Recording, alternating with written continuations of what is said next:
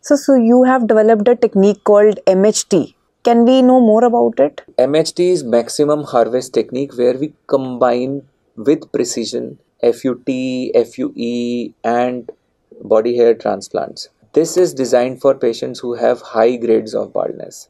So in those patients, we can still get a good number of grafts without compromising the density. As you can see in these pictures, the donor looks pretty good even after good number of grafts being extracted by combination.